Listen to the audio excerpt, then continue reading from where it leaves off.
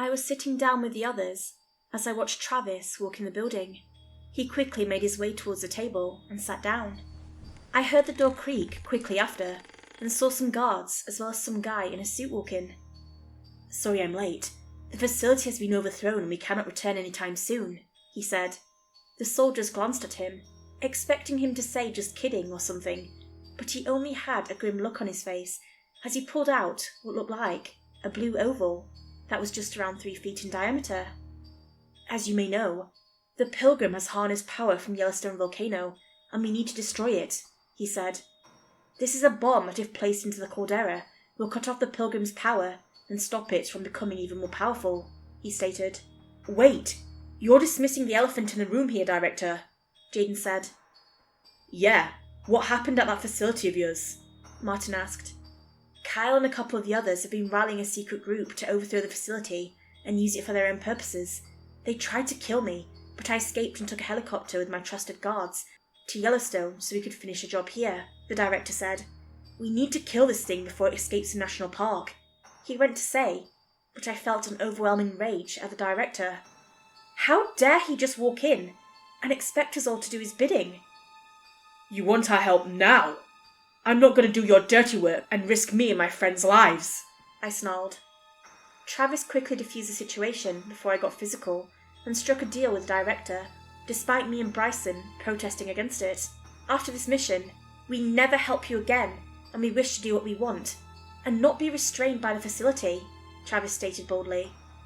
The Director chuckled and said, "Yeah, sure. It's not like you're asking for something big, but I expected nothing less from you," he smirked. I was about to grab him when I decided against it. It was no use attacking someone who could aid us. "A deal's a deal," Eddie stated, and held out his hand for Travis to take. They shook hands, and Eddie told us his plan. Martin and Jaden were to distract the Pilgrim using the helicopter that held 2 large miniguns. Me, Travis and Bryson were tasked with reaching the caldera, and Eddie and his soldiers were to set off a large explosion at the motel when Martin and Jaden lured the Pilgrim nearby. Before they explode the motel, me, Bryson and Travis are to set off the bomb, weakening the Pilgrim. Once the mission was over, we were all to meet up near the destroyed motel. "We don't know how to set off a bomb," Travis said. It's really easy. Just press the orange button at the bottom of the bomb. It will set a 30-second timer so you can get away from the explosion radius," Eddie said. Wait. Are you all forgetting something actually important?" Bryson said, clearly annoyed. I stared at him, confused. "We need weapons," he said when nobody responded. One of the guards sighed as he took out a large case filled with a large water gun and 3 water bottles for everyone. "What the hell are these going to do?" Bryson asked. "They are actually extremely effective against the Pilgrim, since it's immune to regular bullets. This is a prototype of H2O9, which is water that is unable to turn into gas and is extremely cold," Eddie stated. "Isn't that basically liquid nitrogen or something?" Travis went to ask, but Eddie cut him off. "There's no time for dumb questions. We've delayed the plan long enough. Let's go," Eddie stated. And with that, we were all led out of the motel. I was given the bomb because it was extremely heavy, even for the 2 trained guards.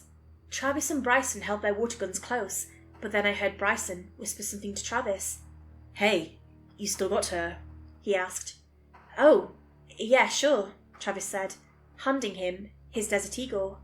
He gave Travis his water gun as some sort of trade-off. We all watched as a helicopter flew above and went slowly out of sight. I had no interruptions most of the trip towards the caldera, but the forest was eerily silent, even for my impeccable hearing. We were walking through a tight passageway with a lot of trees and rocks in the way. I struggled to get past, as I was pretty large and was holding a bomb, so Travis and Bryson had to help me get through. "Wait, I just remembered. How are we supposed to know when the Pilgrim is at the motel?" Travis asked. "Don't start having a panic attack on us," Bryson joked, pulling out a radio from his pocket. "Oh, phew," Travis sighed. "Hey, Darius, you've been pretty quiet.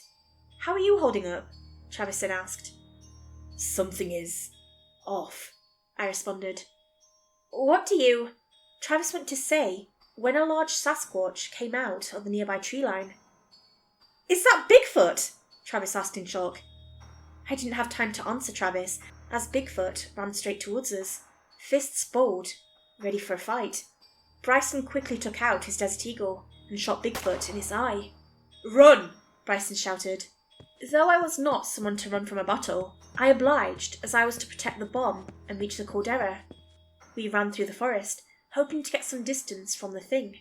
Eventually, we took a break and Bryson took out a map. Conveniently, we were pretty close to Yellowstone Volcano.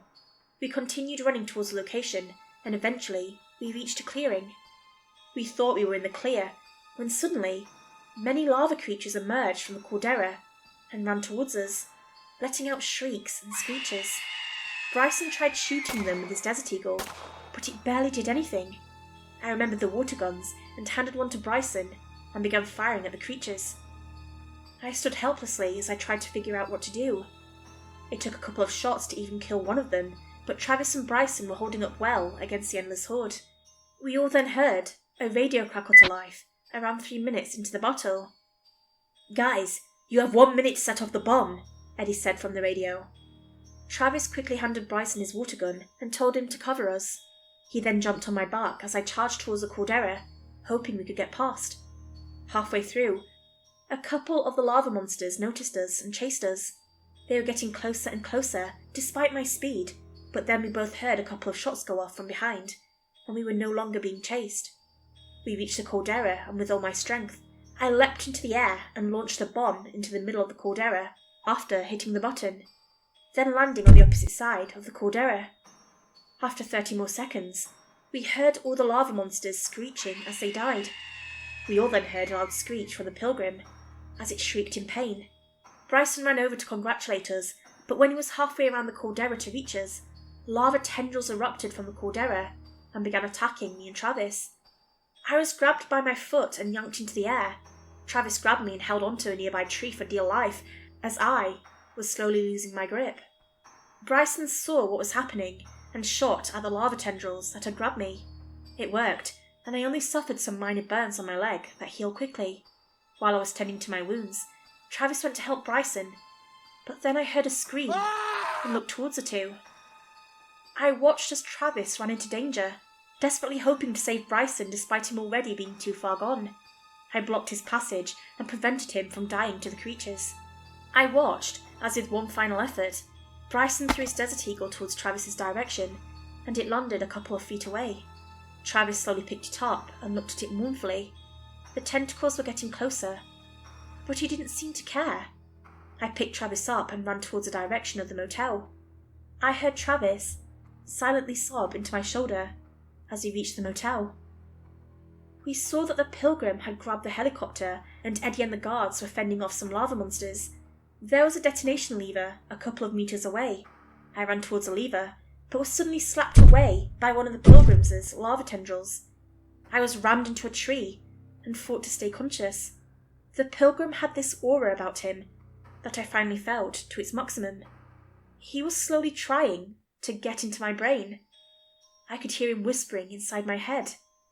"Why do you bother? You won't be able to win this fight, even if you were 10 times stronger than you are now. Just leave. Is this even worth it? You should escape instead of worrying over such minor things.